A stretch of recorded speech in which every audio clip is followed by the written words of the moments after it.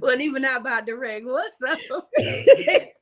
That was it. That food. That's other. I'm not even gonna guess no more. They cute. Her glasses are giving, y'all. Her glasses are giving. Thank you. We need to get a commercial or something. Y'all better come on hire her. I don't know what brand they are, but they're cute. We take sponsorships and branding deals. Hey, that part. What's up, QT fam? Welcome back to another Takeover Tuesday with the Queens Takeover. We are your favorite Guilty Tuesday pleasure. We are so excited that you all are joining us, whether live or in the replay. Whatever you do, let us know that you're here so we can say hello. Hello. Okay, Sierra, we literally are really just now seeing each other because we've been running all day. How has your day and your week been? You know, it's a runner. It's a runner. It's a runner. It's a track star. How the song go? She's a runner. She's a track star. You know, it is what it is. It is what it is. How about you? How about your day? How's your day going so far? My day was very productive. It started out early, 1 hour too late because I should have been up at 5 instead of 6. But I got a lot done. I managed to sneak in a quick lay down that turned into a little snippet of a nap right before we got on. But it's been fabulous, boo. I love these midday naps. Quick question. When you have these midday naps, are you up all night? Does it allow you to, or do you feel sleepy by the time you need to go to sleep? First of all, what's up, King? Thank you so much for joining. If y'all have not done so, please share it to your pages, DM it, tag somebody, all that good stuff. Actually, no, and I wish I had more naps than I've been taking because naps are just not for babies and our season. They're not. Naps are for everybody. They're for everybody. Yeah. Naps for president. Naps for president. Come on. But I really need to take more. I need to schedule them. Even if I can't do them every day, I need to schedule them in the week. And no, I'm not sleepy. I'm going to tell you why. I said, if I'm going to keep it 100, your girl be getting up at like 4, 5, and 6 in the morning, but she be going to bed at like 1 and 2 in the morning. So that's what I meant. And that's what I meant. It does allow you to, because you nap throughout the day, you stay up a little bit long. No, because I don't nap every day. I stay up longer because I'm working. Gotcha. Okay. I stay up longer because I don't know when to say office hours have ended. Right. I stay up long because I'm trying to get every project done within a 48-hour period, making it all 24 hours. Got it. I can't even lie on the naps. Naps ain't doing it because okay. If I'm gonna keep it 100, how about I fell asleep the other day? I was editing a 4-minute, 4-second clip. I fell asleep at 2 minutes and 23 seconds in. Head was like this, and I said, and I woke up and I looked and I stopped the video I was editing. I only was 2 minutes in and 22 seconds. That's a problem. That's a problem. It happens to the best of us. At least you committed, amen. At least you try to be consistent this year, amen, and committed, amen. Consistent and tired. Let's hit the intro.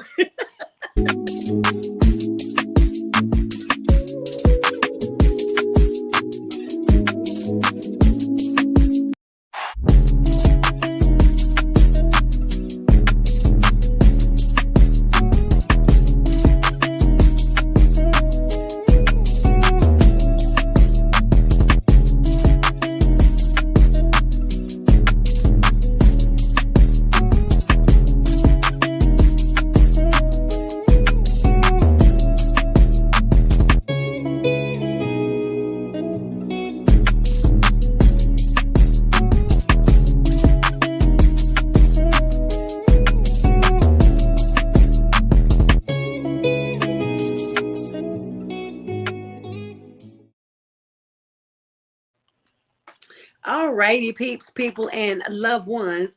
Yes. We jump right on into today's episode. Hello, Anissa.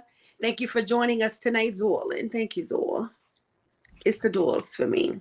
And we have a lot of fabulous, amazing topics tonight. We cannot wait to jump into them. But y'all know what? We are celebrating.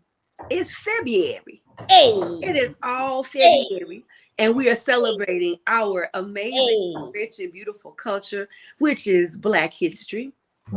We should be celebrating every day. I just want to say that, but we think we got February. So what we're going to do is highlight some things for y'all. And Sierra, take it away. Hello, hello, hello, hello, hello. I hope you guys are doing well. Please, if you have not shared the podcast, please share on all social media so we can bring more people to the QT family. We are thebomb.com. Here we love, we celebrate, and we uplift. So please, please, please share the podcast on your social media platforms everywhere. Take a clip from it and share it with your family. And then I hopefully love come hang out with us. So my Black History moment this week is in remembrance of my uncle, you all know passed away. He worked on cars. Bam, y'all can see him back there. You see, you can see him. Bam, he's right there. I found a who invented spark plugs. The man, spark plugs for your car. Bam, bam, bam, bam, bam. No, that's a motorcycle, ain't it? I mean, it's always been, but it's okay for this moment. For this moment, it might be. Plugs on. They got the spark plugs on the motorcycles, don't they? Go ahead. Leave it. Okay. You supposed to say yes. See, no, you ain't say okay. Anywho, the young man's name is Edmund Berger. He invented spark plugs February 2nd of 1839. That's a long time ago. However, Edmund Berger did not patent his invention. And he was from Togo. He was an immigrant from Togo. And Robert Bosch developed a patent and perfected the spark plug afterwards. So, but who invented it? Who created it? It was Edmund Berger. Thank you so much for what you have given to us. The spark plug keeps our cars going, and I think motorcycles too. That's our Black History moment for today. Hey, live it. Thank you for sharing that amazing Black history fact. We gonna call them Black facts. I love that. We go listen. He did it for the motorcycles. He did it for the culture. It was for all the motorized vehicles. What's up, mommy? Thank you so much. What's up, Jackie? Congratulations. Jackie. Put a link if you have a link to the website, or if you can put the flyer in the comments, do that. But Jackie's going to be performing at this amazing Black History program at the end of the month. Shout out to you. Put that information down off in the comments, babe. What's up, Debbie? Hey, gorgeous. How you doing? Hello. Thank you for putting that on your page. I think that's what you're saying, Anissa. And yes, that was a message about plugs. Thank you so much. Yeah. So look, because we had our Black History moment, which is so very important, we're not going to do our word of the week and all that good stuff right now. We're going to jump on into the topics, but we're only going to forego that that's okay. You can go ahead, Sierra. What's your word of the week, baby? I was ready. Come on, give it to us. What's your word of the week? It's easy. Restart. Oh. Restart. Oh. January has came and went. Hallelujah. Where? I mean, it flew past us. It flew like blink boom. Blink boom. It flew by. And now we're in February. Valentine's Day coming up. We got the Black History Month. Hallelujah. So yes, restart. For me, it's restart. February 1st is a restart for a lot of things for me. Mentally, physically, spiritually, fitness-wise, health-wise. It's a restart. February 1st is really my January 1st this year around. So I'm so thankful for the opportunity to have a restart. And I don't feel, I have the feeling of feeling guilty. You know what I mean? Like I'm starting late, but I'm so thankful that I get to start and try. Yeah. Going. So I'm grateful. Thank you, Nikki, for reminding me of that. How about I'm glad you brought the word restart as your word of the week, because the other day I was having a conversation within myself and I gave myself grace that January the 1st was not like the beginning of the new year with all my new stuff. Right. I was really trying to find my footing in January. I was trying to figure out what is my new schedule, what are my new things, what's old, what's new, what am I starting in. January was kind of like that walking up to, what is it? If you're a track runner, walking up to the mark. You're walking up to the mark. Mm-hmm. So February 1st was like the gun went off. It's time to run now, right? And I give you that same grace for you and anybody else is watching. Your family was hit with something in December at the end of the year that you had deal with all Yeah. the beginning of Oh, the yeah. year, right? Yeah. Yeah. If you got to restart every single day, restart every day. Every day Every we wake day. up, it's God's chance.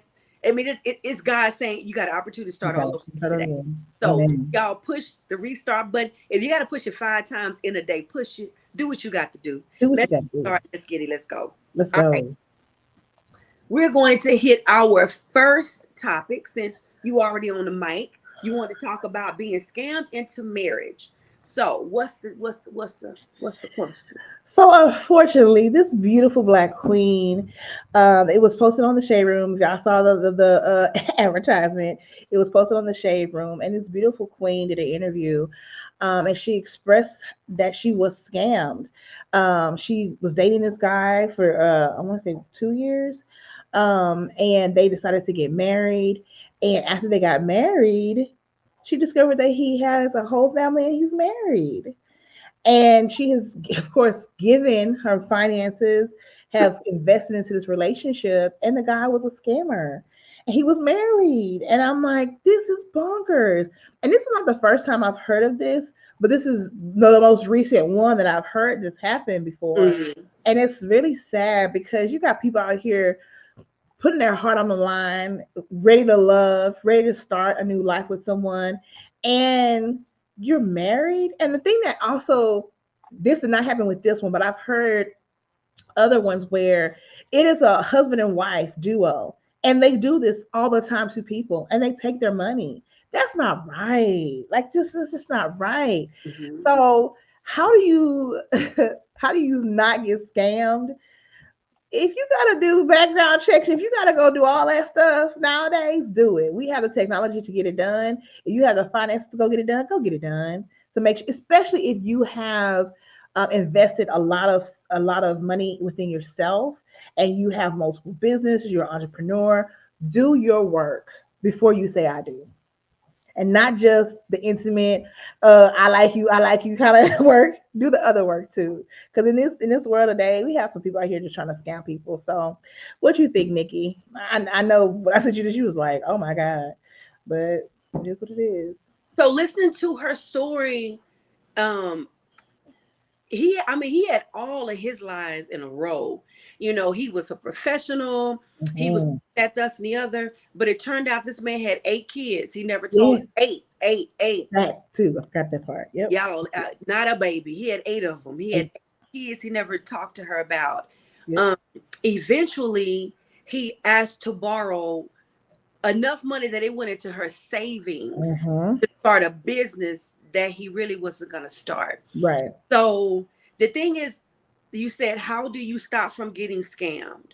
I don't know if there's a way to stop Stop from it. being scammed, Mm-hmm. but I love that you said do your due diligence before you say I do. Do your due before you say I do. Yeah. Um, the average person is not thinking I'm looking for love and romance. Well, let me go do a background check too. You're looking for love and romance. You're looking for your person, your one. You're looking Mm-hmm. for the one that you're gonna be yoked with forever and blah blah blah. Unfortunately, it may do it may do us Some some good. good to run a quick background check. And I mean, Mm-hmm. running a background check is under, in some states, $100, which could cost you less than it would cost you in the long run if you get with somebody that has 8 children, ain't told you nothing about, and the whole other family and marriage Exactly. and other wives and other scams and all of that. It's just really unfortunate that is where we are, that you got to run that type of background check. Now, back in the day, what you could do is go talk to their people, find the family historian in your family and ask them questions about his family, and they can tell you, make sure y'all not related, then they can tell you all kind of things about that person and their family. But families don't really talk like that anymore, No. right? And then we're a little bit more secretive with our love life, and my business is my business. I'm Right. around you when I'm ready. And so we're kind of finding, these people are finding things out once they're in the thick of the relationship. But for what she went through and all the stuff that I mean, thank God she has recovered. I mean, she's doing very, very well and very successful now. Yeah. But she had to have a heartbroken first. You know what I mean? She was just looking for love. She wasn't looking for somebody to come play her and take all of her money. Beautiful woman. He was a very handsome man. But if y'all watch Basketball Wives, Jennifer Wilson. Hey, Queen. Jennifer Wilson. Is her last name Wilson? Wilson. Not Wilson. I'm trying to say Williams. I tell y'all I just woke up. Jennifer Williams. Beautiful Jennifer Williams, famous celebrity, was scammed by a man who has scammed, allegedly, a whole bunch of people, a lot of women. And I forgot the name of the VH1 show that she did where they basically talk. These are famous or semi or non-famous people talking about how they were scammed. And this man has been everywhere with her on blogs. I mean, on interviews with her. Pictures were taken everywhere, all over social media, knowing he had did all these other things, these other women. So we got bold scammers out here in 2023, 24. Y'all be careful out here in these dating streets now. Please be careful. Be careful. Be careful. Be careful out here in these dating streets. You didn't know about Jennifer then, huh? No. Because I saw your face. Y'all need to look that up. Because she was one of the first episodes of that series, and I was like, what? Now, scammers usually secretive a little bit, kind of a little bit. Not these bold ones. You got bold scammers that are pretending to be doctors. Operating. I saw that before. Operating on people. I don't even know how you got an operating room or the hospital, but operating on people, and they're not even doctors. And in H-Town, it's happened a lot more than I would like to say that I've seen on the news. Yeah. But when you don't have insurance, and insurance is very expensive, people are out here looking for dental work, healthcare, at a cheap rate, but they're walking into these offices thinking these people are doctors, and they're scammers at the end of the day. And they've been doing it for a long time too. I'm like, how do you? But you got them. You got them with the high price doctors too. They're performing surgeries. That's true. Fillers and that's true. Put that fix-a-flat stuff into flat. And they were not even. They were not even doctors. Yeah, y'all. For real, it's crazy. Bad. It's crazy. It's bad. All right. Go ahead. All right. So Charles says, are women too quick, possibly desperate to want to marry before truly dating to learn a person? The representative is strong in the forest. Hey, Charles, thank you so much for joining us, Mr. Rice. Okay, so the first question he says, are women too quick, possibly desperate to want to get married before truly dating to learn a person? I'm going to say yes, and I'm going to say no, and I'm going to say it works for both ways.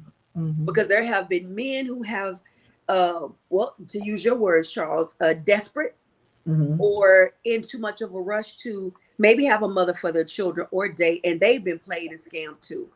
I don't know if it's so much desperation as it is a desire to want to be in a relationship, to want to be loved, to want to feel, to want to have a life, right? Whether it's a fantasy life or just you want somebody. You can talk to people and date them and be with them for years. Still may never get to know the real them. If they know how to hold on to their representative real strong and not let them go home. Right. We've talked about the representative on this show so many times. Most times representatives have started walking away by 3 months. Some people know how to hold on to them reps for a hot minute. A hot minute. You got family members and friends, let's be real, that will help the lie. They will keep the lie alive. Yes, you're right about that. Know that person is already married. Yeah. And is whoever they are in real life. Yeah. And they're gonna help keep the lie alive. So I don't know if it's desperation or if it's somebody just really having a desire, but we just got to be super careful out here in these dating streets because my Atlanta, as you said, the representatives are strong out here in Forest.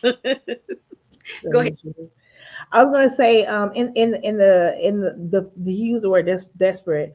I want to say this, and this might be helpful to men and women so that you don't get scammed, is setting expectations in a relationship. I think when you set expectations, you get to see the person's heart. Even though they might be a scammer, you want to see if they're gonna follow through with those expectations too. Because it's like I like him, and with a desperation, where he's desperate. Sometimes you lead with the heart and the emotion and the feelings and sex, and then you're not really attending to the other stuff that's going on. Yeah. And so the other things makes you, especially when you expect something emotionally, physically, spiritually, make your expectations very clear through all of those things. So it's not like, oh, I didn't know, or oh, I didn't set them up, men and women. So therefore, there's a clear understanding of who is who and what we're looking for. And if we're not looking or expecting the same thing or similar things, then we should even be talking. So I want to say too, don't ignore the flags and do not pass by the signs. Do not. Whether the flag is red, crimson, Oh yeah, hot yellow, neon green, whatever color that flag is, do not ignore that sucker and do not drive past the signs. I know as a nurturer, and I'm not all women, but I do know some women and men, you can chime in for yourselves on this one, that we will see a sign, but we'll see the potential over the sign. There you go. We'll see flags, them boogers are flaring and screaming, but we'll see potential over that flag. And we will love beyond what we really see for what we want to see. Now that right there need to be a whole clip and reel. That was a whole clip and reel. We will. And in the end, we're like, I didn't see it, I didn't know. But then you start thinking, you be like, oh man. Right. So I would say it may be easier said than done. I would say when you begin to start feeling those good feelings about somebody, take a moment, step back, because when you're right here, you really can't see as much. When you go back a little bit, you can see a lot. Sometimes absence will make the heart grow fonder, but sometimes the absence will make your mind go wiser. Hello. And your heart be stronger. Because if you need to walk away, that time away will let you see and give you the strength to walk away. Okay, this one, and we got another comment I want you to hit. All right. Charles Wright says, but in the end, the red flags are there, but not paid attention to. Standards help move walls, but intentful and full of purpose. Ooh, standards help move walls. Be intentful. And it could have also meant intentional, but I don't know if be intentional and full of purpose. Yeah. And that's what I was saying when you that, and that's kind of what we're kind of saying is that if you set an expectation or a standard or know what you want out of the relationship in different avenues of the relationship, hopefully that helps you understand what that person is up to and what you're up to, and help y'all moving in the same direction and not like this. And you can't change nobody. Man can't change a woman. A woman can't change no man. Only God can. So say that again for the people in the back. You cannot change people. You cannot. No. You cannot change. We gotta have it. I asked my friend one time. I said, she said he said he don't like this. He don't like to go out or explore. But I said, so is he willing to? She said, yeah, he willing to. I said, did you ask him to go out to some place that you don't think he hasn't been to yet? Yeah. I said, did he say he gonna go? He said, nah, I'm good. I said, oh, so he's going back on what he said initially. She said, oh, Sierra. And I was like, I'm just following through, friend. I'm just following through. You helping her think through that thing. I'm just following through. Don't get played. And lo and behold, what I thought it was. He didn't want, he ain't gonna do that. He don't want to explode. He like the way it was. I'm off that soapbox. Yep. It will. But he makes you move funny. It does. It will. It does. So there's that other blessing that hangs down there. It will. Hello. That's why, please. These parts, knock them down there. Because baby, man, what do you say? Emotions make you cry sometimes. Yeah, them parts will make you do some things too. Hold them suckers back. Hold them back. You want to hit this one? Yes. Good evening, Queens. We all just need to be careful and attentive to the actions, not only the words. They feed off of the emotions or lack of for the bull stuff that they're shooting at you. Most definitely. Most definitely. Come on. You were talking about having your standards early, and we want the rest of y'all to chime in too. Hope y'all enjoying the conversation, but we love being interactive. So please Keep it feel free coming. to jump into the comments. You mentioned standards. When you have standards, quit telling them. Do not sit down on the first date, second date, third date, and on your first phone conversations and I'm looking for somebody who, because they're gonna give you just what you're saying. If their intentions are not right, if the motives are not pure, and if they are straight scammed, Yes. DNA is SCAM, not Yes. DNA, then they are gonna take very good notes Mhm. and give you just what you're looking for. Exactly. Steve Harvey said it on his talk show one time. He gave such a great example that I love. He says, if you're a woman that likes flowers, do not sit up and say, I like a man that'll bring me flowers. He said, because you're going to get flowers all the time until he gets you. But if you a woman that like flowers, then you say, I enjoy flowers. I really love them. And you make sure you're doing them for yourself. If he loves you and he's really interested in you and his motives are pure, he's going to pay attention to every time I come over here, this woman got flowers. So now he's going to give you what you like versus, oh, Sierra says she like chocolate. Bam. Mhm. Chocolate every time he see you till he gets you. And then you'll get them chocolates no more. Yep. I know this is a little beyond somebody taking you for all your money and lying about 8 kids, but threw that in there for you. Anything else you want to say? So we can talk about this all day long, but we good. Let's go to the next topic. So I wanted to talk about when takers always take and they never give. Have you ever been in a relationship, romantic or friendship, or even family, but in a relationship with someone that is always asking you for things? They even suggest things that you can give them. And I'm talking about money, paying bills, buying them gifts, buying them flowers. But you never are on the receiving end. They never come out the pocket for you. You're not getting flowers, reciprocated back. You're not getting treated out on dates, but the hands are always out and takers are always taken. Have you ever been there? And if so, what was the come to Jesus moment that you had to start telling them no, or you walked away? Sierra, what about you? You ever been in that situation where you had some, okay, the lips said, okay, talk. I like how I did that. That was a new lip situation. I just okay. What is I've been on the friendship side of it. I've been on the dating side of it, and it sucks balls. You hear me? Because I'm a giver. I will give them my time. Yeah. I will give them my resources, my Mm-hmm. connections. You hear me? Mm-hmm. But I had to learn. Oh no, where's the reciprocation? I'm not saying tit for tat. I don't live in that type of world because a blessing is a blessing. Some people ain't supposed to be blessing me. I'm supposed to bless them. It is what it is. Right. But when I notice that I'm being taken advantage of, Yeah.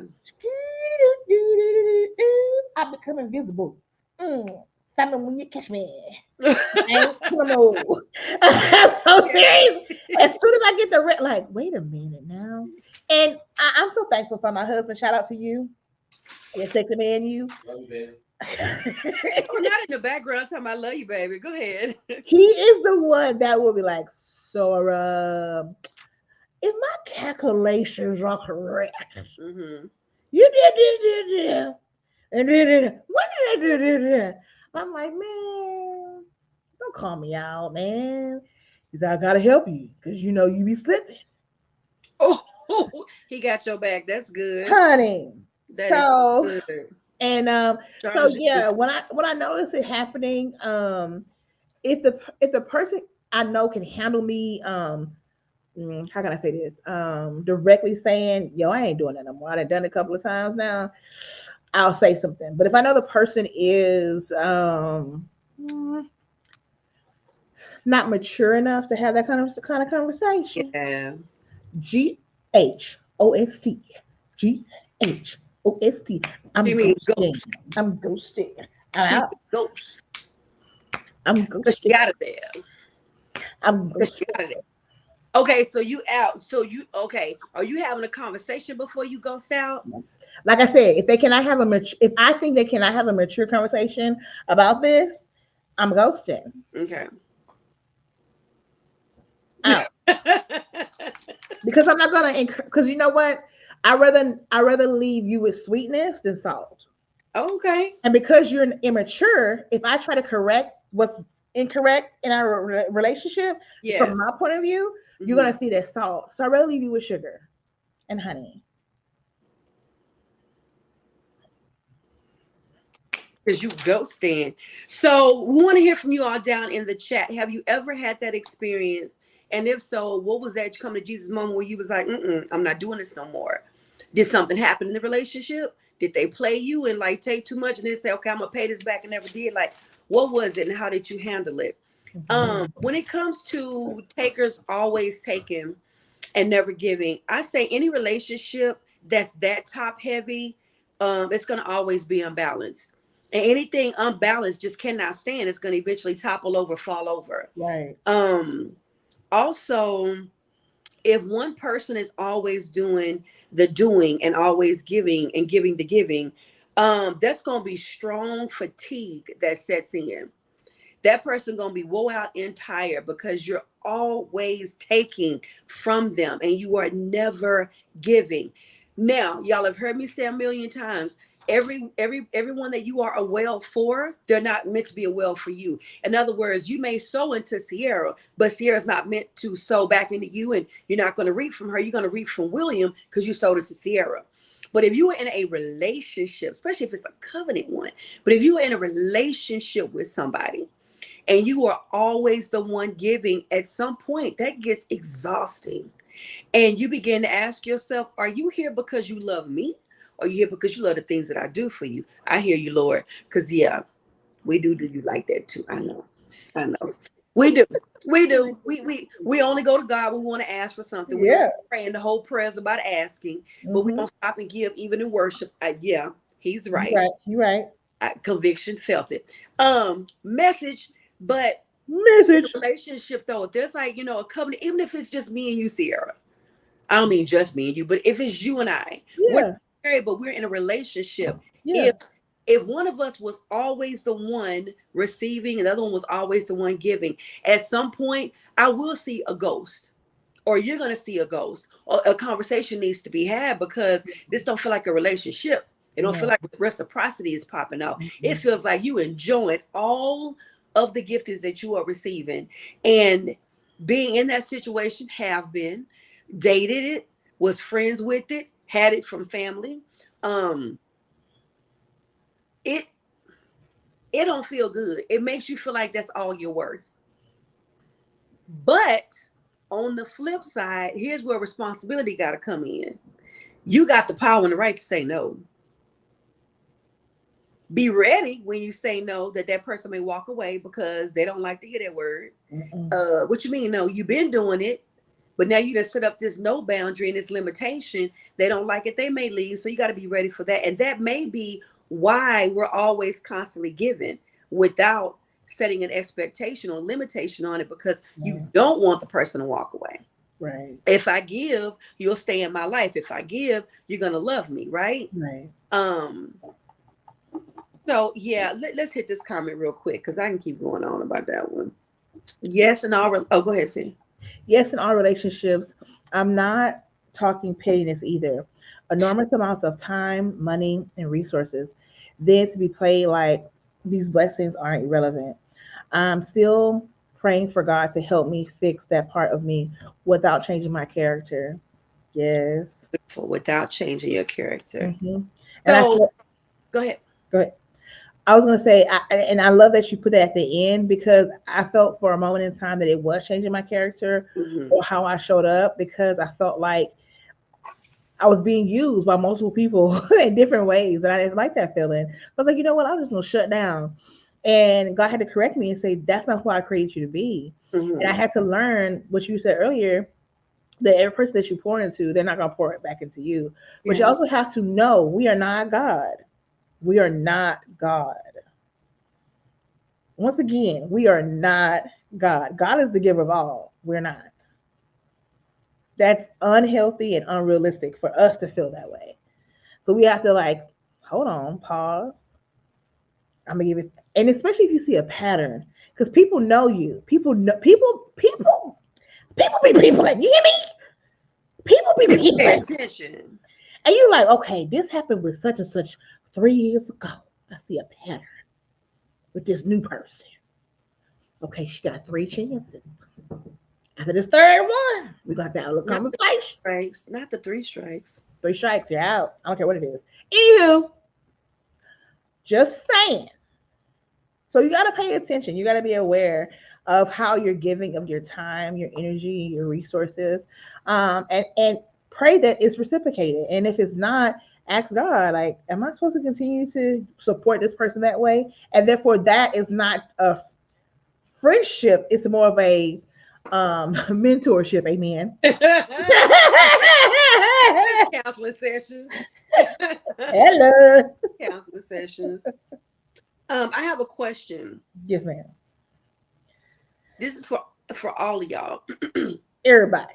If you are always giving and they're not even asking, but you're running to save and you're running to give, and you keep that call to come to me.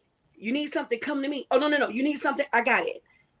If you're always doing that, then are they using you? No.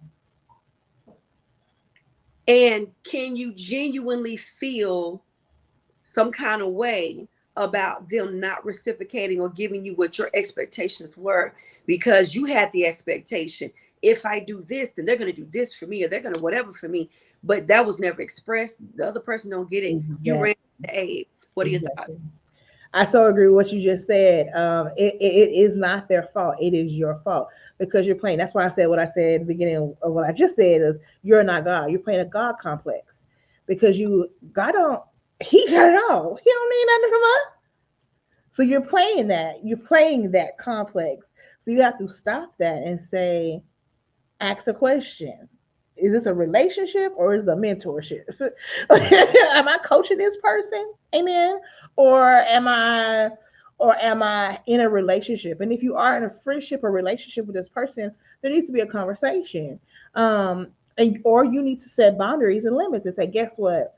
All right, this is going to be my last time doing this for you because I don't have either the resources or I don't have the time or I cannot do X, Y, and Z because it's taken out of my life. And if they're mature enough, they'll be like, oh, I didn't even realize my bad. Mm-hmm. I'm so sorry. Mm-hmm. And then you watch their behavior after that. Mm-hmm. If they continue to expect those things out of you, know that that's what they're looking at you for. Mm-hmm.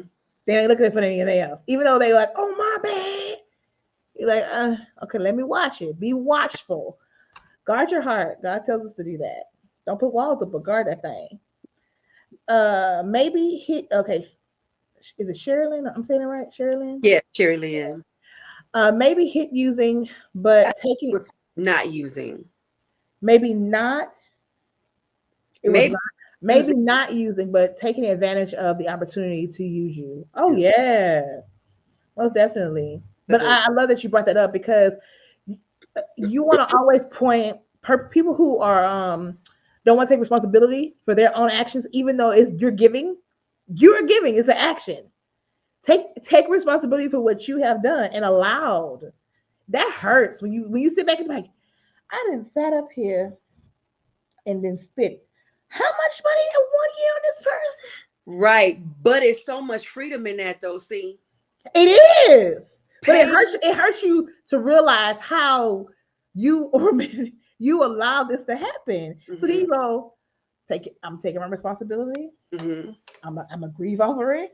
Yeah. Now, what I'm gonna do going forward? If you got to write on the wall and remind yourself every time you leave the house or when you look in the mirror, you got to do that because you have to understand your worth and know what your worth. Yeah.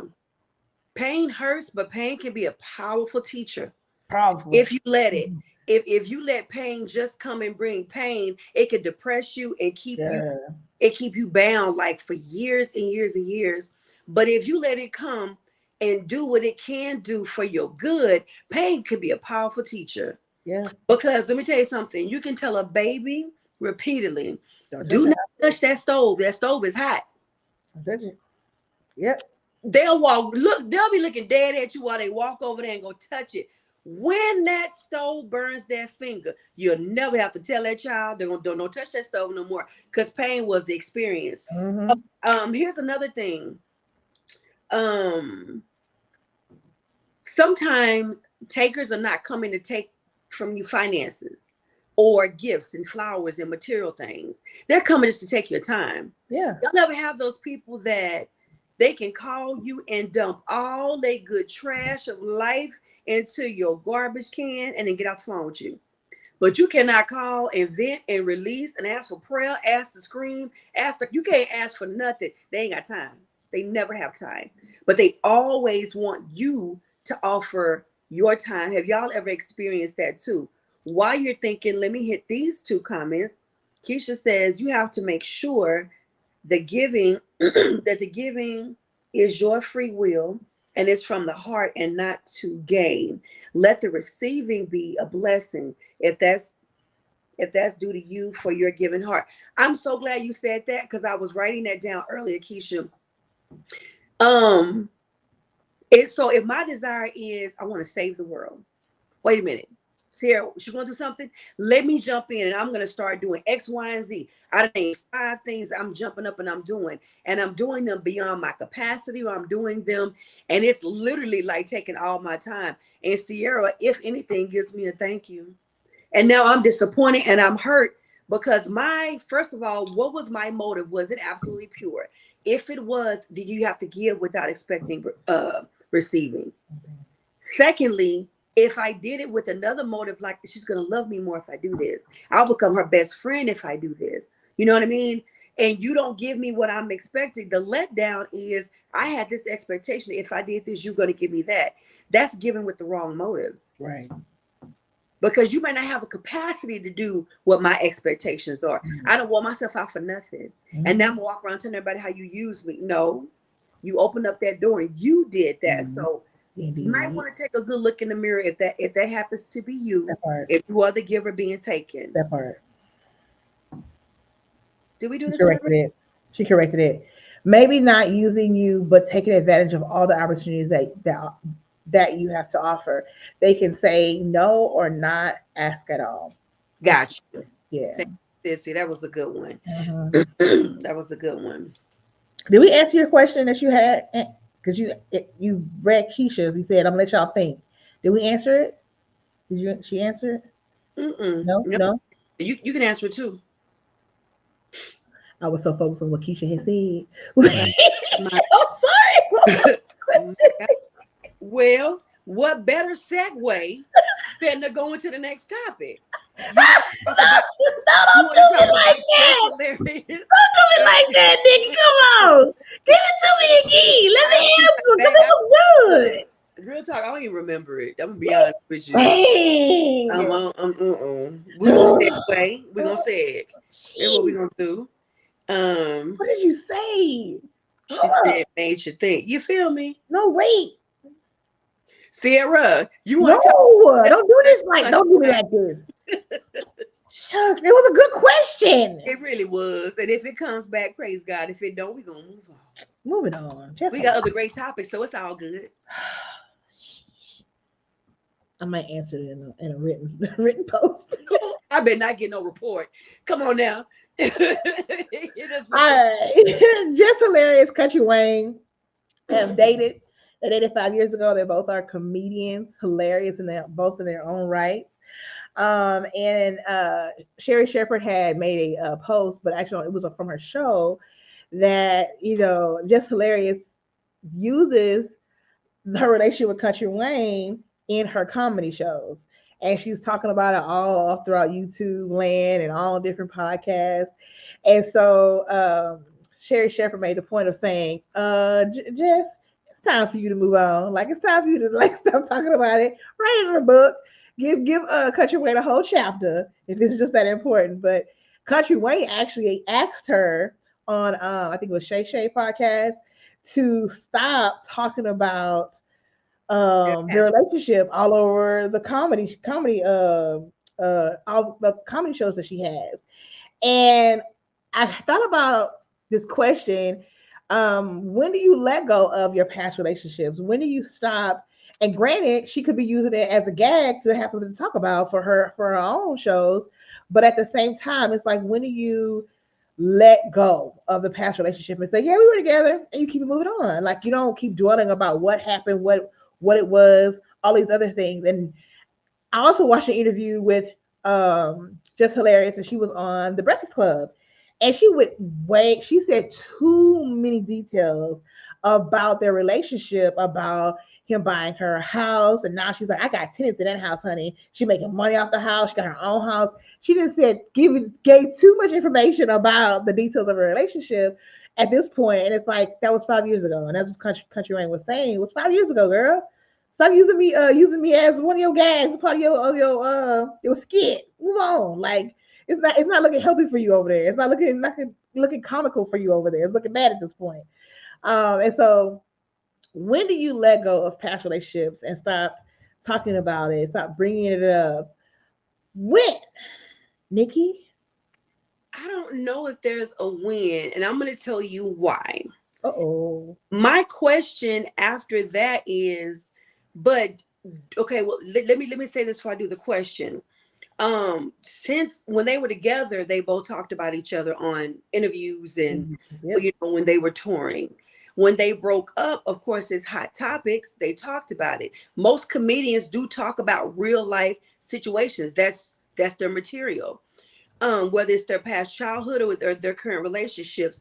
Kevin Hart did it for years about Tori and the kids and all of that after the divorce happened, while they were married, after the divorce, all of that.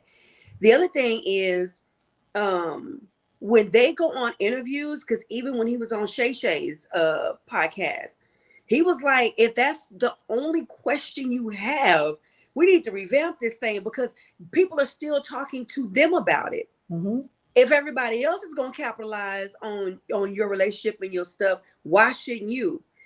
So here's my question to that. Does she not have a right to talk about her own life, even though he was a part of it for 5 years? That helped to weave in some of the fabric of who she is today. They were together for 5 years.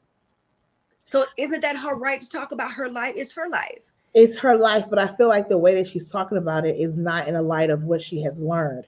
It is to diss and almost bash their relationship. I don't agree with that. Or the the way it ended. Mm-hmm. I mean, she keeps, well, I broke her with you. I'm like, oh my God, it was 5 years ago. Girl, I thought it was just like 2 years ago, but it's coming from now, it's 5 years ago. For a long time, Country Wayne was always talking about Jess, though. Now he's matured. He's moved on, and he doesn't. But just because you matured, and I'm not saying she hasn't, right? Because you matured and you stopped, you want her to stop. Right. But I just honestly think it's a part of her comedy, but it's her life. It just happened to have involved him. So does she not get the right to talk about her life experiences, whether she's bringing his name up or not? It was a part of her life. That's the question that I pose. The other part is, what about when other people are always bringing up your past to you? I've not seen an interview with Jess where they are not asking this woman about Country Wayne. Mm-hmm. And that has been years ago. They are still, everything I watched with her, even before we said we're going to talk about this, they're still talking about Country Wayne. Then why not get ahead of the story and I talk about it? It's my life, it's my experience. True. Oh, I'm going on tour. I need material. I'm talking about my life. So that's what I'm throwing out there. You want to hit this one? She ain't had any other relationships she included. And I was gonna say that too. It's like, you gonna talk about your other relationships too? And say their names? Not just say, oh, I was with this guy. Because you could have done it with Country Wayne. Just saying. How do you pronounce it? Hartesia? Hartesia? Hartesia. Well, hello, Hartesia. Hey, girl. Hey, girl. It's all about nowadays. I hear you. You're now, right. I got the other side of my mouth. You know how some people just can't let go? Like, you can't let go of how bad somebody did you. So we in the room, we talking about flowers and tulips, and then you bring up that person. We like, who? What? Ain't nobody talking about me. What you talking about? I think some people do have a hard time letting go of the past. So the past relationship even comes up in their new relationships. And these people like, I'm not going to pay for what they did. I didn't do that. That wasn't me. That person is not here anymore. I think when you are ready to heal and you're wanting to heal and you're wanting to start new chapters, you might want to let that old stuff stay back there, especially if it was very detrimental. However, and but only you can decide when you got to let go of a relationship. Now, I will say if you scratching up people's cars and you busting windows and you following people around and stalking them, yeah, I'm gonna need you to go get some counseling and some help in prayer, and you need to let that go because you're doing that. Let that go. Off of what you just said, Chrisette Michelle was in an interview and she was saying they kept asking her questions about her performance for 45, and so that was, I want to say, repeat what you said, baby. I was reading the baby's message. Chrisette Michelle was on an interview and she was talking about when she did the performance for 45, 45th president, and she was in an interview, and I just so happened to see that she did do a TED talk about how that experience of people dropping her, people that she knew disowned her after she did the performance, even though her political views did not match the president at the time political views, she just went and did the performance. Yeah. And everyone was like, you should have done that. You just not, because you don't believe in that. She's like, well, I thought I was going to uplift the country. I'm going to uplift the country. And you know what? And I want to say, I was on the fence of why would she go do that? But then listen to her her TED talk. I was like, you was just going to uplift the country. That don't necessarily mean that you side with this person, or you know what I mean. But we live, we learn. We live, we learn. So she was in another interview, and the young lady brought up 45 and brought up the performance. And Chrisette Michelle put up a good boundary and limit. And she says, you know what? I did a whole TED talk about it. And after I did that TED talk, I told myself, I will not engage in more conversation about this because I have healed from it. I have moved on from it. And it's that is not going to be the story of my life. Yeah. Let's talk about what's going with me right now. And the young lady was like, oh, okay, let's move on. And it was like, move on. So it's like you have to be so, I want to say, invested and in love with yourself that you're not really focusing on X, Y, and Z from the past. You moving forward. Yeah. And it's hard because I know people are trying to heal from hurt pains and things like that. But as life goes on, it's like a faded memory. You remember the scars from it, but it's a faded memory. And so it's just, as life goes on, you have to set up boundaries for yourself and say, you know what? I'm not going to dwell on this anymore. I'm not going to dwell on that person anymore. What did I learn? Dwell on what you've learned to help you in the future. And I think that would be the better bet to letting go of your past relationships or pains. And I don't care if they family. They hurt too. Not the side look you just gave. They hurt too. I'm just saying. Not that side. Take note. They steal your blood. Take note and act accordingly. Don't sit there and keep getting abused and used and take note. You didn't call them 8 times. You just get 12 text messages. And they ignored them because they haven't contacted you in 8 days. That means they ain't paying attention to you. You the last on the totem pole. Guess what? What you gonna do? Focus on you and keep pushing. And when they call, I love you, but I'm busy. And tell them why. Okay, I'm done. I'm off the soapbox. You asked another question, but I went all the way in that thing. My bad. You went in that thing. And you know what? That was your right to go into that thing. That was your whole right. So, yeah. Huh? That was off my chest. But you feel better now. Yeah. So, if you are that person that's really struggling to let go of somebody, like you can't let go of the potential of what you thought was going to be, what they did to you and how bad they hurt you, or you just really in your feelings because they done moved on with their life, there is nothing wrong with counseling. There really isn't. There really isn't. Nothing wrong with counseling because you're stuck. You're stuck. And you are stuck in a place where they left you hurting. You don't want to stay there. You don't want to stay there because amazing people could be coming into your life and all of them are bypassing you because you don't even see them, or you're hurting them and lashing out at them because Right. the other person ain't there to get it. So you're going to get it to them, or you're just untrusting of people. Right. You're stuck. Please go get some help and go get unstuck. But back to Jess, I I don't know when she's gonna let it go. I don't know when she's gonna stop using it as part of her material. But that's all I know comedians do. They use real life experiences as part of what they talk about. I've seen her in other relationships.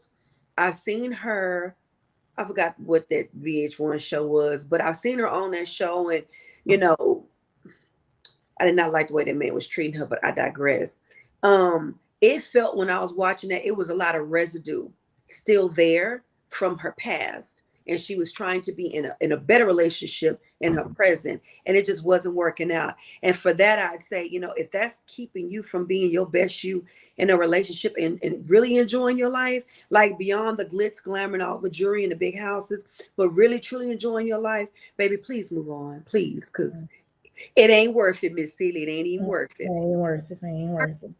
Here's the topic all y'all came for. I have been waiting to talk about this, and I love now. The people ain't gonna respond in the comments, but they gonna hit my inbox. So I'm gonna share with y'all some of the things that I've heard across Instagram, TikTok, and Facebook. But does a man, and don't y'all get quiet on this part, this is where you be tagging people and putting this on your pages now. Come on now. Does a man lose value when he moves into his girlfriend's house? Part two to that is, and then does that woman lose value to him once he moves in? Ooh. While Sarah's getting up, you know what? Matter of fact, I want you to go first, see, and then I'll hit y'all with what I've been hearing. Come on, family, chime on in, share this, tag people, send this. Today I'm doing lips today. Today's the lips day. Say it again. Today's the lips day. I'm giving lips all kinds of ways with these questions. You giving all kind of lips. You that. Okay, come on, people, hit us up. Does a man lose value once he moves into his woman's house? Okay. My first response to this is yes.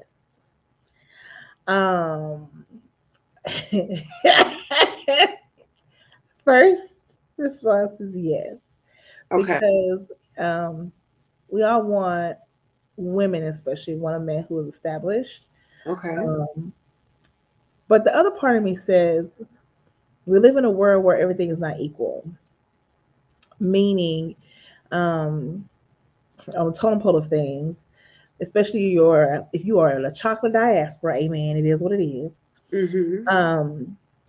Black men are paid the least.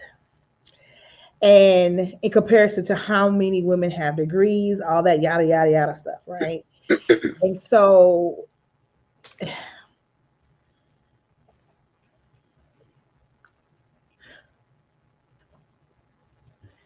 ooh, this is I'm trying to be delicate at how I answer this question because I ain't trying to be quoted, amen, Jesus. But if his situation allowed it that he needs some place to stay, or they are coming together in hopes to get married or start a relationship together, and they're doing a common law situation, and things are balanced and equal, then I'm okay with it. But does she lose value to him once he moves in? I have a question on top of that question. What you mean? Okay. The second one. So on the second one, once he moves, are we still live? Yeah. Can one of the QT fam chime in and tell us if we're still live? Oh, Yeah. StreamYard. Oh, that work for us. Work for us. I'm gonna do a little sign to make sure we are live. Okay, we got yes. Okay, we got a yes. Yeah. So once he moves into her house, does he value the same? Does he value the woman the same? Does he still have the desire to marry her, be with her the same? Do you now see her as less than what you saw her as before because she let you move on in? That's pretty much what I'm asking. Thank y'all for the yeses. Thank y'all. Y'all trying to be woke and stuff all in the comments. My yes. Thank y'all. I would say it. In just a second. Go ahead. One of our lovely viewers would love this word. It depends on the caliber and the value and the morals of the man. If the man is a user, more than likely he's going to devalue her over time.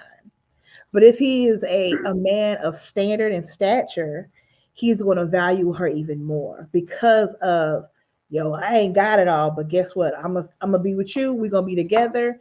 I'm moving in with you, and I'm gonna step up and be the man that I'm supposed to be. So it just depends on who that man is and how he sees his own self walking into this type of situation. Okay, then. Thank you for breaking that question down. So I was like, wait a minute. I'm gonna answer this wrong.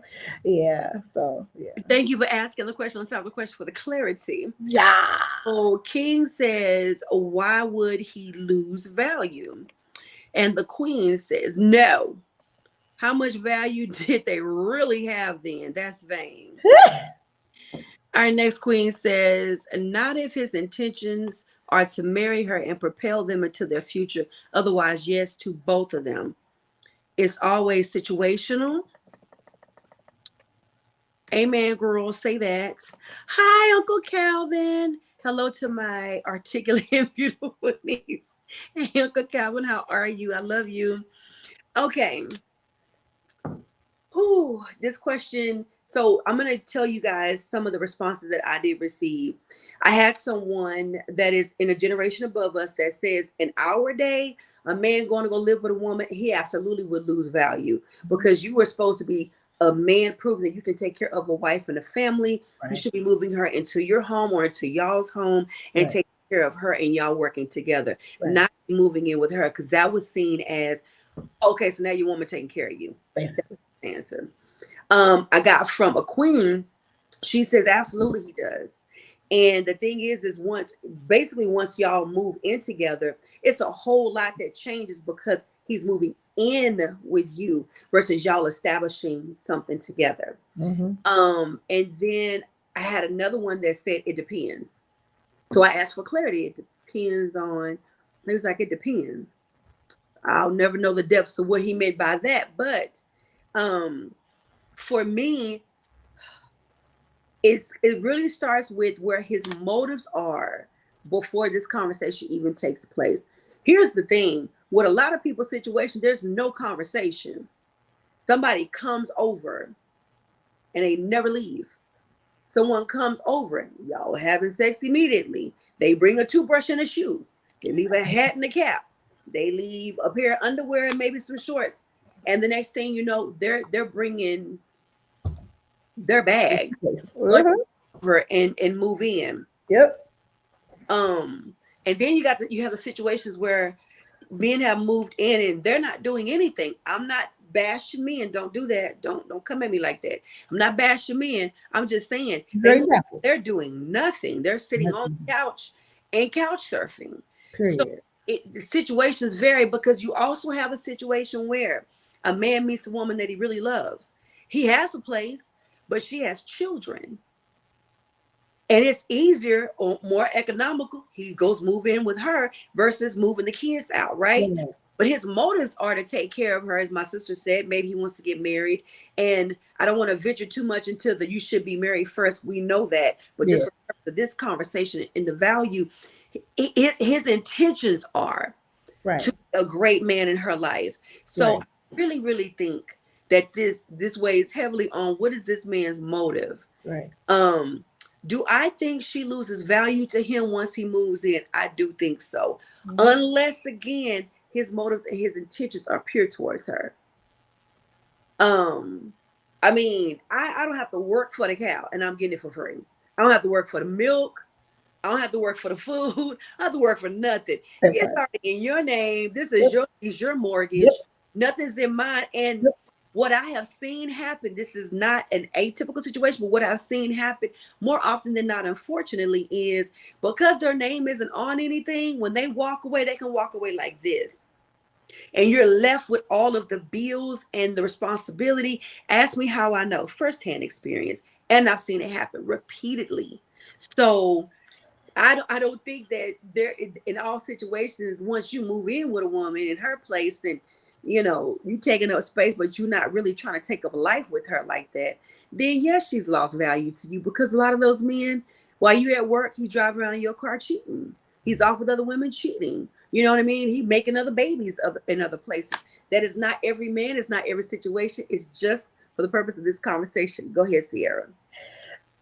So with these situations, as you said, we know what's supposed to happen, but it Mhm. doesn't happen.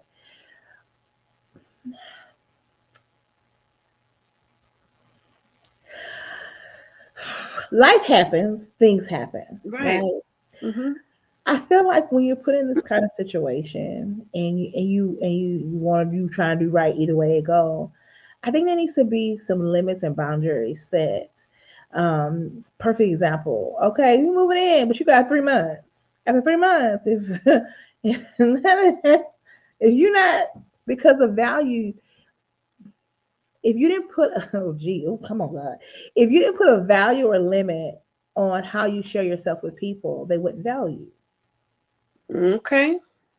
So if you are allowing a man to move in with you as a woman, and he is not, and he's showing you that he's not that responsible, and you let him come stay at your house 75% of the time, or he actually does move in, you got to put some limits on that thing and be like, hey, after 3 months, you got to go, or you paying half these bills, or like you got to make some type of um, value so that that man knows that he is not just surfing. And I so urge this to my younger women who don't really have good examples of real good stand-up men in their lives. Mm. You have to know your worth. Yeah. People will walk over you, and especially a man will walk all over you. Yeah. So the generations below me, I see some things and I'm like, where they do that at? Well, Yeah. why are you doing this? And it's like because they haven't seen a better example of how to live or how to be in a relationship. They just doing what they feel. And Yeah. dealing with what you feel sometimes gets you trapped in some crazy, scary places and things that you shouldn't be a part of or shouldn't be in. Yeah. I just wanted to say that. I agree with what our teacher said earlier, that is really situational. I don't think the value of a person Hmm. is the same as them losing value in a relationship. Ooh, Say that again. pretty good clarity. I don't think the value of a person is the same as them losing value in a relationship, right? If okay, so we're all valuable to the Lord, Right. point blank and period. Right.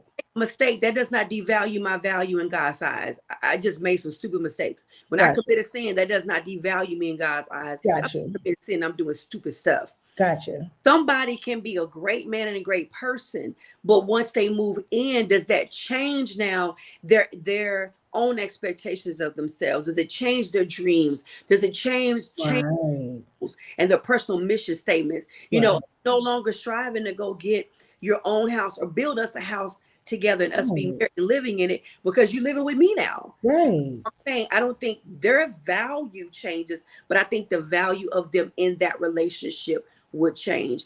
I don't think if I just let you move in with me and you're not striving and working to provide to show me, because we don't even know what the word courting is anymore. We don't know what courtship is, but you're not courting me to show me outside of me who you are and what you can provide for me and what you would be for me in a relationship, and me show you, because we're living together now. You've moved in with me.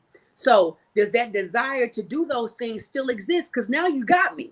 Now we're in the house and you didn't have to work for it. You're in mine now. You know what I'm saying? I didn't see you work extra hard to come up with a down payment. I didn't see us sit down and talk about finances and budgets and how we're going to pay for this more. We didn't do any of that. You just moved in with me. So does the value of you in that relationship now become different? I think it does. Let's hit I this. think it does. She says, yes. Um, okay, I'm gonna let you hit this one from your hubby. Value compared to whose standard? Every marriage is different. If they like it, I love it. Except for abusive relationships, most definitely. Yeah. Women be so scared to tell these men that in fear of losing them. I want to say they're referring to you saying you got 3 months or whatever. Right, right. What it is. That goes back with, oh, go ahead. Go ahead. That goes back to what Sierra said about expectations. Except expect expectations before y'all start moving in together. Yeah. Yeah. And it might not be that you technically, that's what I said, you might not be completely moved in, but you're over there 75% of the time. You sleep there 75, you basically live there. You just ain't got your bill coming there yet. You know what I'm saying? So it's just like, what's the expectation? And if you're not meeting the expectation, I don't care what your financial situation is. Go back to your 25% and get yourself together. Period. You have to know your worth. Once again, did I say that about 5 times a day? You gotta know your worth. What are you that valuable to allow that to happen to you? You're worth more than that, women. I'm just saying. Now, somebody gonna be like, yeah, but I seen that happen to my cousin, and they were successful, and now they're married, and they're happy. Again, this is not every situation. It's not. But if somebody said when y'all met that they wanted to be married and have children and start a business, blah blah blah, but then they move in with you and you just like you 2-3 years in now, you haven't even discussed an engagement, let alone seen a ring. Nothing. What happened to the business plan? What happened? What happened? Wait, to you? What's going on? Like, did all of a sudden where it go? Did I get devalued to you that you don't need to do those things anymore because now we are cohabitating, we together? Is it no longer important to you? Right? And those are things that we do have to look at. Men too. I'm not a man too. But we have stuff like, I remember somebody telling me that they had even gotten a ring for me. They wanted to prove to me how much they love me, how much they wanted to be together. Ask me, have I seen that ring yet? We're not together anymore, but I never saw the ring. Never saw the ring. I got it, baby, I got it. I never saw the ring. Never. So that's what I'm saying is, I think for some men, that woman is going to lose value in his eyes. And I think that for some men in these situations, not all, but some of these kings, the value of them in that relationship, it just diminishes. Babies keep coming. They keep lifing together, but it's still right there. They stay stagnant right there. Go ahead, Sierra. I had a little thought about this situation. Okay. Because what if it is in our new age, new culture, I'm going to say it this way, because you could make this question flip and say, does a woman lose value when she moves into her boyfriend's home? That's a good flip. Because I think nowadays, because unless you have established that this is the type of girlfriend that you want, where she either, she would be flipped. Oh, she taking care of home. But for a man, he couch surfing. You know what I'm saying? So it's like the wording is kind of flipped. But is that what you expect of her as the man of the relationship? If that is, cool. But if it's not, once again, men have to know their worth and what they expect out of their relationship. And so I think having that same conversation, if it was a flip situation of, okay, you can live with me for 3 months, but after 3 months or 6 months, whatever the number is, where you feel comfortable enough to say, you know what, I'll try my best with you. I'll try best with us to work together with this relationship, but it's not working out in our favor because it's not about us. It's about you because you surfing off my couch. Either way it go. So it gives double standard. It gives double standard, T. And the reason it does is because, we see it as men are supposed to take care of women, take care of the woman, not the woman taking care of her man. Right. So will we look at the same situation the same? Probably not. We probably wouldn't be like, now, does that woman lose value when she move into your house, sir? No, you probably be like, look at him taking care of his woman. Right. Look at him providing for his woman. And it is very double standard. It's very behind backwards. It really is. It is. I'm glad that you brought that flip side up. There are men now getting to the point where they don't mind taking care of their woman, but they're not going to jump out the jump. They just spinning because they want to know if you're there for them or not. What they can give you. Mm-hmm. unfortunately, we are encouraging each other on social media to get all you can get and go for the best of everything at the highest cost. If he love you, he'll pay for it. But Right. a whole crop of mamas, it's a crop of mamas and daddies that started to talk to their sons and be like, no, you stop coming out your pocket because you just met her and she fine and you like her. Get Right. to know her and find out what her character is and see if that's who you want to be with before you start doing that. And Mm-hmm. I'm very glad that those conversations are being had, because social media will have you screwed up on how to Screwed treat up. and have you screwed up on how to act like one. Yep. Okay, let's hit this last comment. We're gonna move. Oh, I just it was a yep. Yep. It was a yep. All right, so Thank y'all so much for joining us tonight. This is a wonderful conversation. Please share this on all social media. If you have a Facebook page, just go to the share button, push share so they can post on your page and other people can join, your family and friends can join the conversation or watch on the replay on YouTube or on Facebook. We thank y'all so much for your support and love. that part. We got a little bit more time left. We got this one and one more topic. You want to hit this real quick? Let's go. Wendy Williams. I said pray for her, y'all. Just pray for her, for real, for real. Hey, Ash. Um, hey Ashley. Um, I saw the clip from Lifetime. She has a documentary coming out February 24th, and I saw the clip. It's a long clip, like 3 minutes, I think 3 minutes or so. About the documentary, and Lifetime don't they don't what's the word? I don't want to say the other word, but they don't skim on their previews. You hear me? What the previews say is what it is. That Lifetime don't They give play with good it. trailers. They give They, good. they give really good previews, and so just watching the preview, I just saw from my perspective.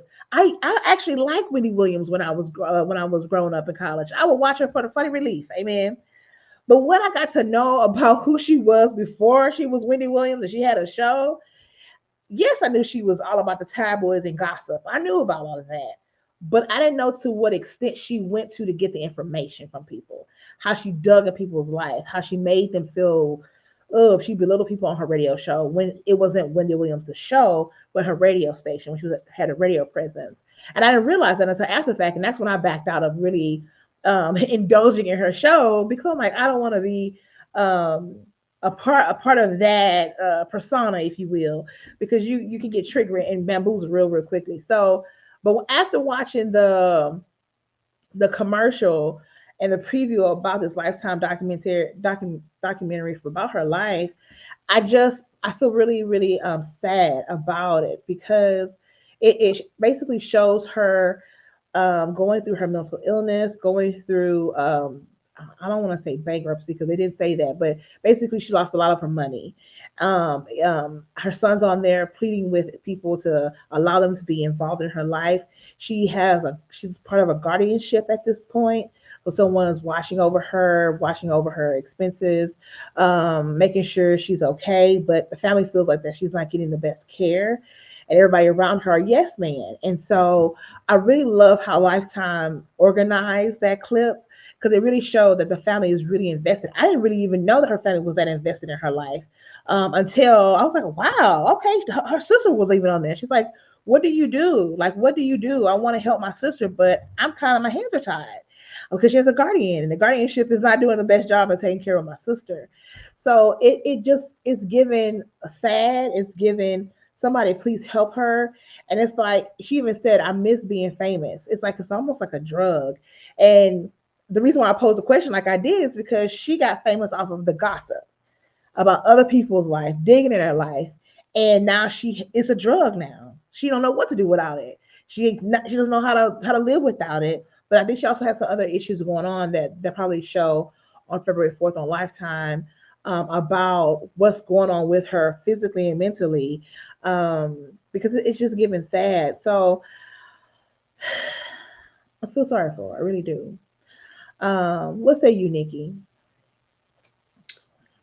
I can understand why she misses being famous. Whitney Williams has been famous for way before she had the Oh, national syndicated talk show. mm-hmm. She was famous for her radio show. Right. I'm gonna be honest, when nobody did it better than Wendy. Mm. From radio show to talk show, nobody did it better than Wendy for the lane that she did it.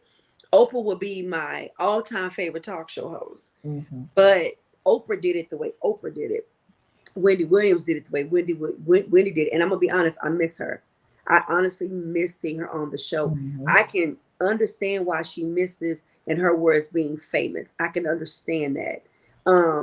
Because when you are famous and you're a celebrity, especially if you are the A-lister, you don't even have to really pay for nothing. Like, everything is given to you. Doors are open. They invite you to come to the most expensive restaurant because you bring publicity to them. You have all these people that are adoring you, fans, other celebrities, people that send you flowers, and you go on these vacations and you're invited to all of these parties. When all of that stuff went down in Wendy's life and she had to walk away from the talk show, can you imagine how silent her world is now? I don't know if we can imagine that because I haven't been a Wendy Williams. But if I let myself go there, my world is very quiet. It's very silent now. It's so quiet, though, I have to deal with the pain that is nationally public. I mean, it's international. Everybody know what happened between her and Kelvin. Mm-hmm. I know Kevin, but his real name is Kelvin. Everybody knows what happens. And then there's a baby. And then it's a house that he bought with your money. And then it's cars. It's a lot. And then you're paying him now. You're not together. He cheated on you and had a whole family, but you're paying him. So you have this world that has gone silent now. And all you have to do is think about this stuff and you're trying to heal. Mm-hmm. Where you go, they're snapping pictures because mentally you are struggling. Physically, she doesn't look healthy or well. Mm-mm. You can't really trust many people around you. Mm-mm. But your son has a whole life to live. Mm-hmm. But at the same time, you've been the boss of everything for years, and now you have people bossing you. So how much even can her son say to her? And now you went from your ex being over everything and telling you what to do allegedly and not to do. Now you have a guardian over your money that you worked tirelessly for years, and they're not even handling you right. So my heart goes out to her. The fact that she's allowing this documentary, I got to give her props for it. Maybe it was another opportunity to get herself out there and explain what she's going through. The part about it that I don't like is you have no control over how something is edited. You have no control over how something is edited at all. I have done television interviews at different functions that I've worked at as a community advocate and as a housing commissioner. I remember watching one of the interviews back and saying, that's not how I said that. Wait a minute, but I said that at the beginning of that, not for that part, because I have no control over that. Right. So I don't know if they even edited the way everything played out when we see it. I don't know that. So you take a risk of exposing yourself and being very vulnerable for the world again to attack you, to use that against you or whatever it is, because you don't have control over what happens in the editing room. So those thoughts on that. She's reaping what she sowed. She is dealing with the consequences, but there is always life after fame. She got to realize that and move forward. She may get famous again, doing something more positive. Question is, will you all be watching the documentary, yay or nay? Drop that down in the chat. I'm absolutely, if I'm still on this earth and not busy, I'm watching it. I'm for sure going to watch it because I love me some Wendy. So I'm watching it. What about you, Steve? We'll watch it. I'll watch it to bring you back on here and talk about it. Okay. I'm definitely going to be watching it. Yeah. All righty. Before I go on to our last topic, did you have any more thoughts on Wendy? All righty. So I put this up on one of my podcast platforms a couple of years ago. And it was a quote that I heard that says, your friends will either stretch your vision or choke your dream. So my question to you all is, have you have any family or friends who have ever choked your dreams? Sierra. I would say yes. I have had family and I've had friends to choke my dream. And choking looks different from different angles. You have to be able to recognize it. Your dream is not for everybody. It's for you. Um, it doesn't feel good when you don't have validation from the people that are closest to you to say, yeah, go do it, versus where you don't, they ask 25 billion questions then of why you doing it, what you doing, when you gonna do it. And it's more or less a nod coming alongside of you and saying, so what you gonna do? Mm-hmm. More intriguing conversation versus standoff conversation, or questioning. Well, you just got, if you gonna do, go ahead and do it. I ain't got nothing for you. You like, whoa, I shouldn't have shared that with you. And you learn to just test the waters first. Give a little bit, see what Yeah. they say. You don't Yeah. give them the whole dream. Don't do that. That's between you and God.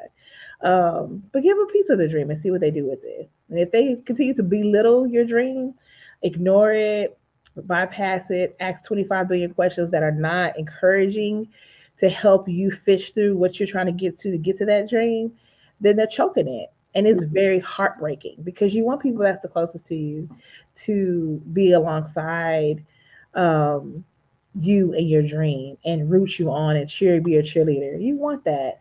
But it does hurt. Hell to that part. Okay, mama. Just say Say you it like it is. Say it like it is. Say it like a TI is.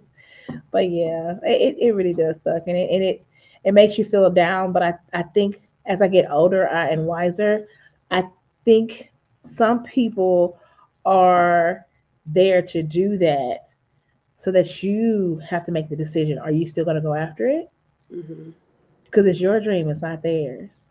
Mm-hmm. And some people have some valid responses. But if it continues, so you do that little thing, I get on. You still do that little podcast? Oh, girl, What's I the hate name? that. What's I the name of it? something You else. didn't see my Your little show was good. And I'm always saying to myself, you have no idea how much goes into putting this little show. little show. I mean, this little show. Yeah, yeah. People can be shady and nice, nasty. Yeah. Woo! Can't they? Uh-huh. Yeah. Your little, but the funny thing about it is your little is a lot to somebody else. That part. Would you do it? How about that? Would you do this? Because all you do is watch It's a from the lot sideline. You more. can't even post in the comments. Oh, I'm shutting up. I'm shutting up. Back it out. Is that a wave over it? I'm Listen. backing out. So I'm out. I've actually had it happen. And I will say, I think family or friends or your lover, Oh, I have. your fiance, whatever. I think sometimes it's unintentional. It's Sometimes unintentional. it is. I think it's sometimes unintentional. Because to them it's just such an audacious dream. How what? What? But then I think sometimes it's very intentional. Oh, it's crab in the bucket. Oh, it's crab in It's the giving bucket. crab in the bucket. I'm not trying, huh? It's giving crab in the bucket. Bucket. I'm not trying to have you go no higher than I'm willing to go.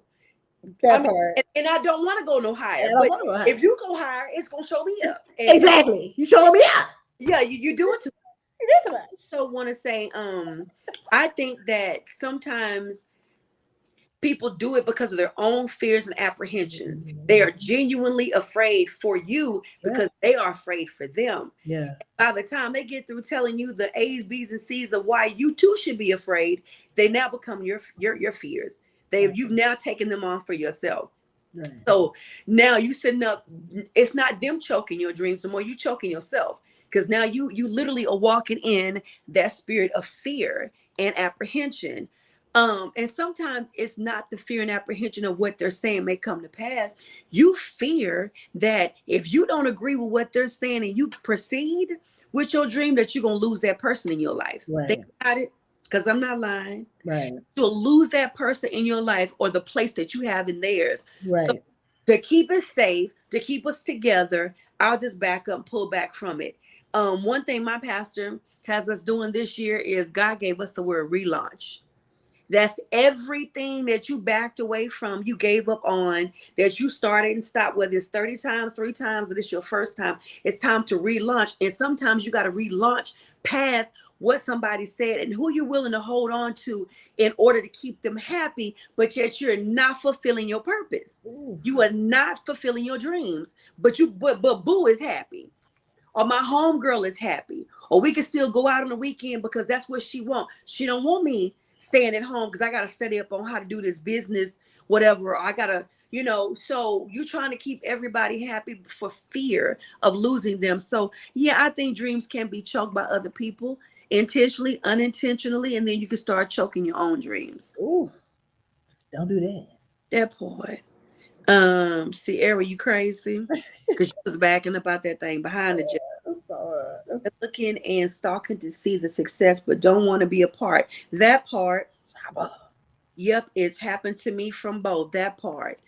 I'm gonna let you say something. I want to remind y'all of something. Go ahead.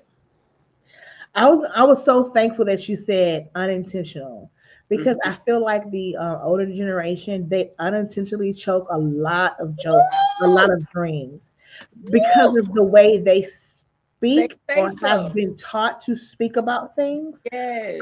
And so they might not have the literacy or the vocabulary or even the Debbie Downers. That's the word I want to use. That's a good, yeah. Because they're taught to grind, to be very practical. Yes.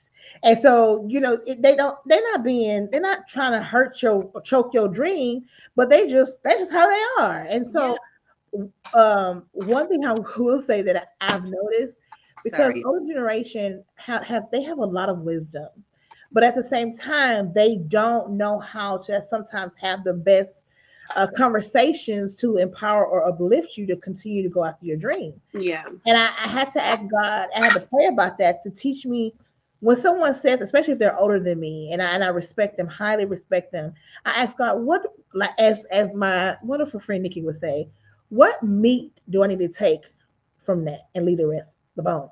Mm-hmm. What meat do I need to take? Because I don't want to take the fear. I don't want to take the discouragement. I don't want to take that stuff.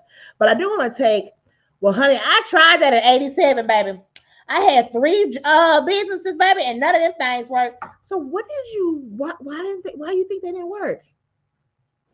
Like, ask more questions to get a better understanding, because you might learn something. Even though you might feel like, well, dang, you trying to tell me not to go do my business? That's not what they're trying to tell you. They just tell you from their experience what happened. Right. So, right. Thank you for saying that, though, because sometimes it's very unintentional. It's not purposeful. Yeah. It's just unintentional. Just having a conversation. They don't realize that they're doing that to you. I love that. I just wrote down the word not purposefully. I don't think they're purposefully wanting to choke our dreams by being very practical. I think our parents' generation and those before them, they were trying to provide. They didn't have time to take risks. So if and I know I've heard a lot of people say this, if going to college was safe and it meant being able to provide in the future, you were encouraged to do that. Don't come at me talking about you want to be no comedian. Right. Do you know that they don't make no money? Don't tell me that you want to be an actress. You know they don't make no money. They're thinking about stability and practicality. And so when you go present a dream to them that seems very audacious and big or really stupid, or okay, so but how you gonna make money till you do it? Because that ain't, or even starting your own business. It's too risky and happening. What if that happened? I think it's out of sheer concern because they were thinking practicality and providing, not you taking a huge risk, because they may not have been afforded that, especially in the times that they grew up in. We have it so much better, way easier. But the times that they grew up in, they didn't mean to, so they definitely were not meaning to choke. Now you got people that they mean to choke your dream. They do not want to see you succeed. I don't care what family member they are to you, but I don't think that's what we're talking about in this moment. I was gonna say on your go ahead. Your practicality, their practicality allowed us to dream. So don't discredit it. That's it. Don't. That's it. Don't discredit it. That's it. At the same time, At the same time. you have to be careful with who you share the dream with. Right. You're going to be able to run and tell your mom, your dad, your sister, your Right. brother, whatever. Maybe sometimes you just need to do like you do infants. I know they don't do this anymore because infants be all up in the mall when they're 2 days old. But you still have to keep that baby at home for about 6 weeks, except taking them to the doctor. And you didn't even let a whole bunch of family come around kissing on your baby and holding on your baby because, you want your baby's immune system to build and all that good stuff. You got to be the same way with your dream for a minute. And think about it. Go ahead. I'm sorry. I was just gonna say, God will give you who to share and what time. And if y'all look, it made me post it on my page. I was recapping something Pastor preached about divine partners. Mm-hmm. I want an Aaron and a Hur. To have an Aaron and a Hur, I gotta know that they are meant to be there for me and with me. So when I'm tired and I'm weary, they can hold my hands and stuff up.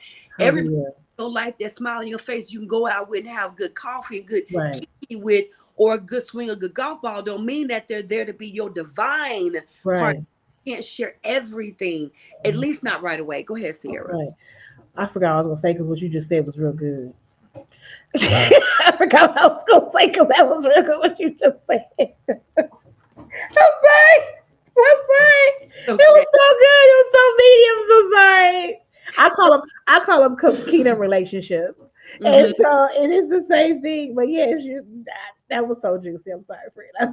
No, boo.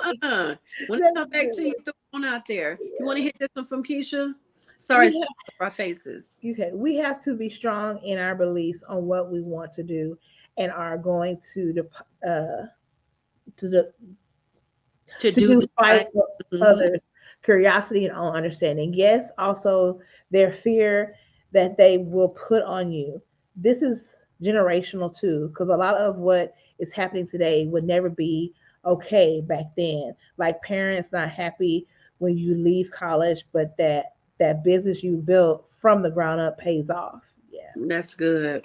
I was gonna say when you related a dream to a newborn baby, it's actually a seed. It's actually a seed. I would think more of it as before you even have the baby, because when the dream is already out there, the baby's already born. In my mind, it's still in incubation.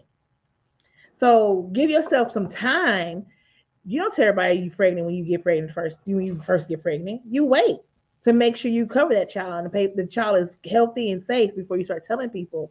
So do that. And then say a little bit, as I said, test the waters. Tell your grandma if you trust your grandma. Tell your auntie if you trust your auntie or your uncle. Tell your best friend if you trust your best friend with that type of information. And give a little bit of the dream to see what they would say, to see what their opinion is. That's all I was going to say. Thank you, Coach B, for reminding me. But yeah. While the mic is still yours, see what you're saying yes to, what you're saying no to. QT fam, put it down in the chat. What are you saying yes to, and what are you saying no to? I'm saying yes to healthy choices and no to unhealthy choices. This week I am embarking on another healthy journey. As of tomorrow morning. So I want to be healthy and strong, as my patient would say, healthy and strong after everything is said and done. So yeah, no to unhealthy choices and yes to healthy choices. Speaking of healthy choices, speaking of relaunching, speaking of restarting, resetting, what was your word for earlier? Hitting the restart button. Sierra did not tell us about this new venture she has with her new social media page. So I'm gonna need you to do that right now, please, ma'am. I was trying to slide through it. I'm doing it. But I have started a new Instagram page, soon to be Facebook page. It is called Chosen to Move. God gave it to me, and I give him all praise and glory for it. But as a therapist, but also as a plus size woman, I am so grateful to move. I've watched patients with so many different diagnoses. The only movement they might have is a twinkle of their eye, a twitch of their nose, or a side bend of their head. And they're grateful for just that movement. So if you have all your limbs and all your whole body Move that thing. We are made to move and make progression. So that's why I named it Chosen to Move. On that Instagram page, you'll see me work out mostly. You'll see encouragement. You'll see inspiration and motivation. And so I don't know what God's going to do with it, but I'm being obedient. I've always wanted to share my experience. Nikki always would talk about it all the time. I'm like, I'm just out here. You like, Sierra, you out there, but keep going, and I thank you so much for the encouragement. So yeah, please go follow my Instagram page, like, comment, and it's called Chosen the number 2 Move on Instagram at this time. And Sarah's going to take it a step further. She's going to put it down in the chat right now so I can star it. So put it on in the chat, and I'm going to star as soon as you do. Okay. We can't really follow you, but yes, go on, head on over there and be encouraged to move your body, move something, move. Mm-hmm. And I tell you, do something I'm not doing. I've been working out and have look lifting and pushing and pushing and lifting. You better. Okay, you should be out when you send me that text back. But I said, look over there, girl. Baby, we know you be out there, but I ain't here. Arm is just out. You hear me? Getting all strong and healthy and stuff. She got some nice fluffy thickness that she just want to trim on it. You know what I'm saying? I like fat, but I need to trim it a little bit, So yeah, y'all go ahead and support her over there on that. Let's run up her numbers. Let's run up her followers. Let's engage. I don't know. I can't tell you what to do on her page. She'll be telling you, but let's do that. And I would say that if you do, I'm going to say when you start to move your body and work out, tag us. I would love to be tagged in your workout videos or pictures that you're posting for accountability purposes, for encouraging. I'm going to share this with you all. Oh, I got to share something with you all too before we get off. So don't hang up. Don't leave. Call is almost over. My son saw me like 3 days after Thanksgiving, and I actually was in my workout attire. I was taking him some Thanksgiving food. And about a week ago, he sent me this before and after picture of him 5 weeks ago and him today. I'm talking about we got ripation going on in the muscle stomach area. It's given count 'em. And he told me that I encouraged him when he saw me that day, because he hadn't seen me in a while, how much slimmer I looked and the fact that I was glowing and all of the kind of stuff. Because he said it that day, but he said that I inspired him. Now, I didn't know that. But you never know. I'm saying all that to say who you can inspire, right? Him showing me that inspired me to keep going, because there are days physically with having muscular dystrophy, I want to go, but I can't, because I will be doing more damage than good, but I'll do something, right? But him telling me that makes me want to go harder, makes me want to go more, because I didn't know I was an encouragement, but he encouraged me. Saying that to you all, let's encourage each other on our journeys to healthier bodies. So here's what I wanted to share with y'all. Oh, we got comments. I didn't see them. I'm sorry. Okay, she's laughing. All right, there we go. All right, I started, so hopefully it moves it to the top. Hi, Mama Martha. Okay, so here's what I'm sharing with you guys. We were talking earlier.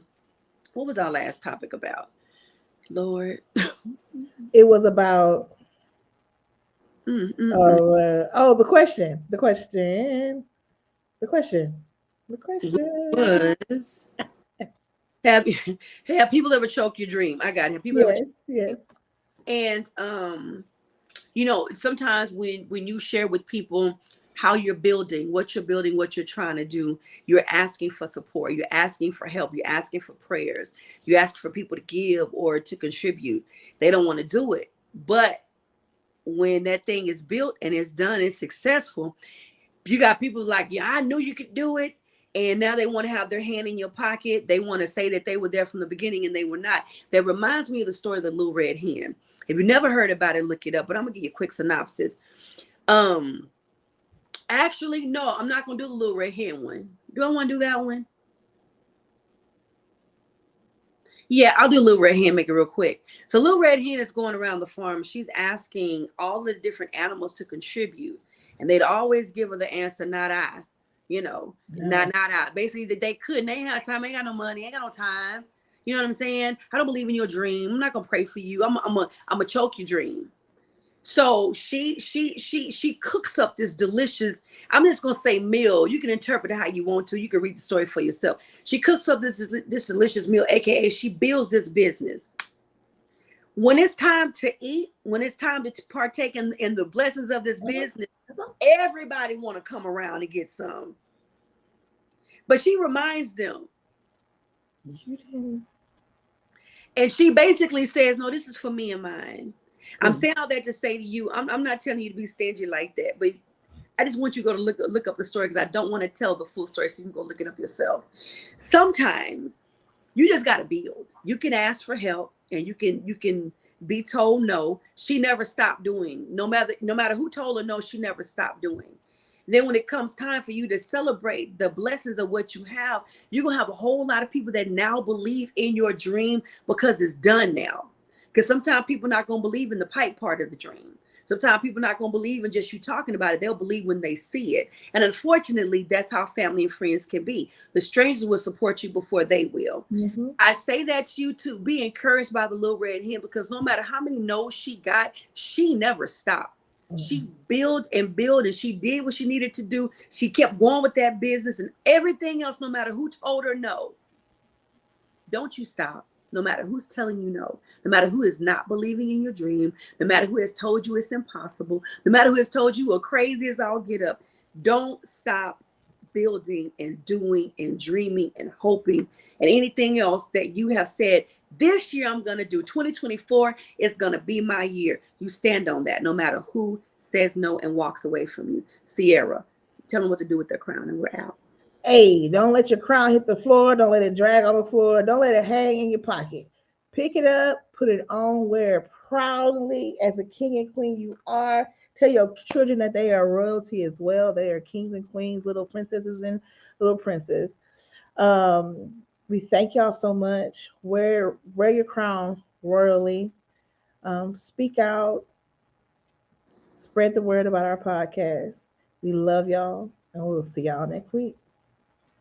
We love y'all. If you've enjoyed today's episode, drop some crowns and hearts down in the comments.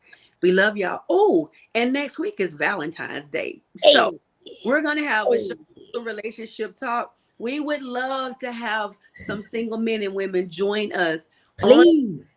You don't have to go nowhere and do nothing. You just need to get a link from me and pop up on the camera. Let's just have a chat. Let's just talk about relationships and dating and all that good stuff. So yes, if you're interested, please hit me up. Let us know. Hit her up. Hit us up. Y'all, we're out. We love you. Bye. Bye.